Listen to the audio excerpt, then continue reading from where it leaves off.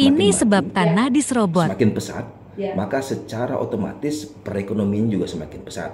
Harga nilai tanah akan semakin tinggi, nilai ekonomisnya tinggi.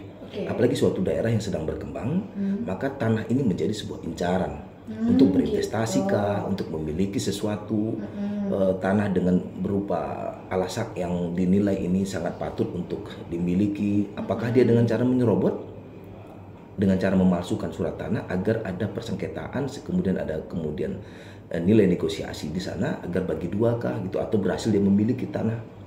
Kenapa? Kan ada nilai ekonomis di sana.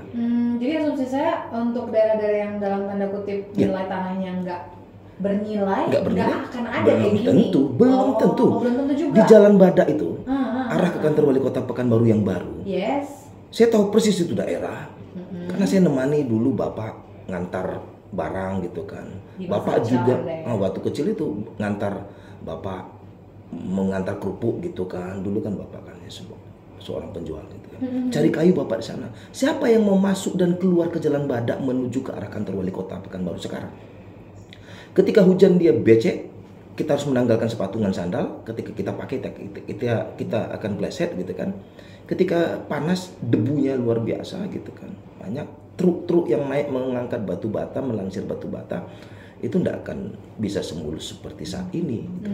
Karena besar kemungkinan dia akan tertempuruk mobilnya gitu kan, tidak bisa naik, tidak bisa turun, jalan jelek, jalannya berbukit-bukit lagi ya, berbukit-bukit. Sekarang itu sebahagian besar menurut cerita orang-orang yang ada di sana juga, saya juga dapat informasi dari klien saya, tanahnya sengketa.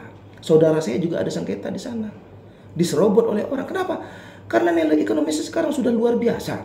Karena sudah ada perkantoran, pusat perkantoran nomor 1 di Pekanbaru, kantor wali kota Pekanbaru. Gitu. Berarti faktor apa? Dulu tidak ada sengketa, sekarang kok sudah ada tumpang tindih tanah, surat tanah.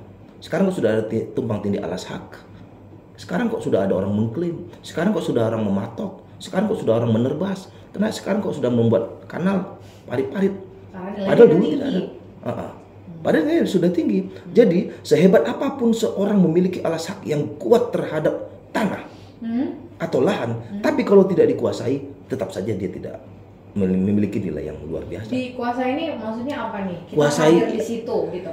Kita buatkah sebab pengelolaannya lahan itu, ya? Apakah diparit, gitu. dipatok, dibuat bangunan-bangunan permanen, ditanamin permanen yang keras gitu ya, kelapa, pinang, jadi nggak sawit, kosong aja gitu. Nggak kosong.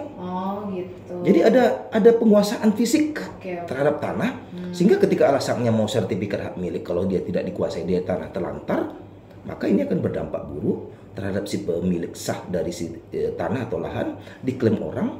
Ketika orang itu bisa menguasai dengan bertahun-tahun, justru dalam pasal 180 Undang-Undang Cipta Kerja nomor 11 tahun 2020, pemerintah bisa mengambil alih itu lahan terlantar yang sudah diberikan izin, apakah HGU, hak guna bangunan, atau penguasaan terhadap hak pakai terhadap suatu lahan. Ketika 2 tahun berturut-turut tidak dia kuasai, tidak dia kelola, tidak dia manfaatkan berdasarkan perizinannya, maka negara bisa mengambil itu lahan untuk kepentingan negara. Apakah dialihkan kepada untuk kepentingan masyarakat tempatan yang lebih bermanfaat? Maka hati-hati.